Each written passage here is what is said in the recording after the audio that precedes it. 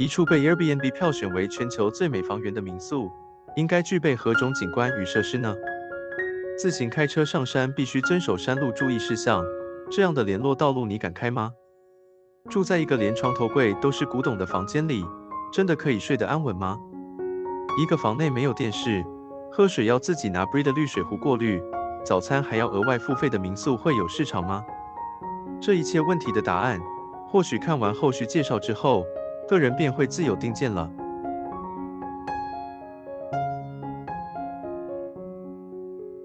位于花莲县寿丰乡的梯田山民宿 Deep Breath B&B， 在2019年台湾唯一被 Airbnb 票选为全球最美房源。在指定的时间内，民宿在寿丰火车站有提供接送服务。当然啦，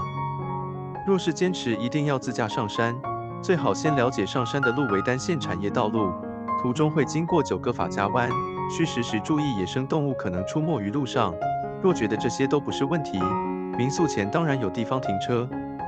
寿丰火车站到位于半山腰的民宿约略10来分钟的车程。出抵民宿，在门前可以看到一件大型艺术作品，整体表现出海底珊瑚美丽的变换样态与纯净光泽。这件2021洛杉矶艺术季的展品《珊瑚》，为 Russell 团队自行开发的机器人利用3D 列印技术，制成一体成型的超大3D 列印作品。该作品同时亦入围2022第6届 A 的新锐建筑奖。梯田山民宿的地面由石块拼接而成，颇有欧洲中古世纪石板路的感觉。园内有3栋欧式木屋，大小5间房间，分别以青石、纹石、红石、金石与白石等各类宝石命名。石板路两旁种植多棵落羽松及杉木。到访的10月底未达树木换装的季节，只见满天绿意将木屋满满包围起来，置身其中，真有一种瞬移至欧洲的莫名感觉。待冷风偏移落羽松变色之际，想必此地又是另一番迷人风情。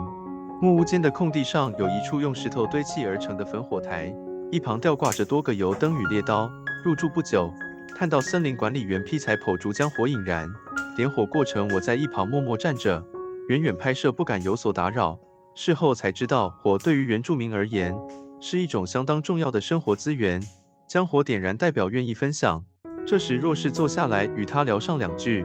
他将与你分享许多宝贵的生活经验。森林管理员事后告知，入住这里的客人图的就是悠闲与恬静，管家与他都不会特别与客人攀谈，但若客人主动与他们聊天，他们非常乐意与大家谈天说地。此行入住与餐厅同一栋的白石房，这个房型主卧室位于楼中楼的下层，上层为加床的阁楼，加床形式为双人床垫，故白石房可容纳4人入住。房内的摆设有些是主人从欧洲带回的古董家具。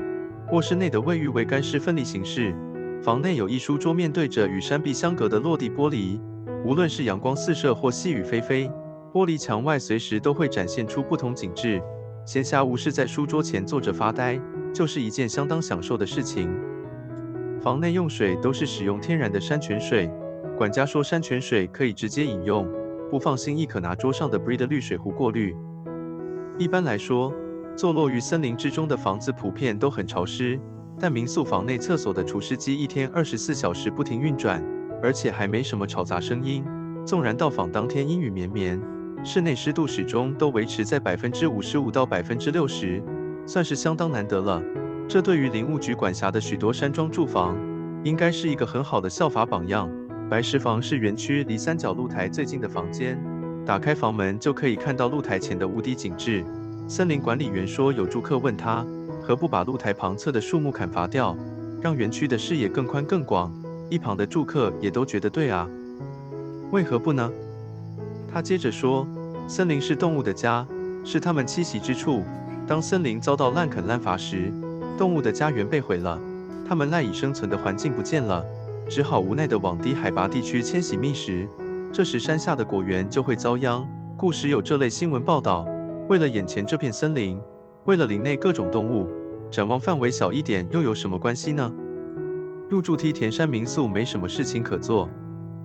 你可以坐在焚火台旁烤火聊天，可以端杯咖啡在露台闲坐，可以望着天上流动的云彩发呆，晚上可以欣赏花东纵谷的美丽夜景。当然啦，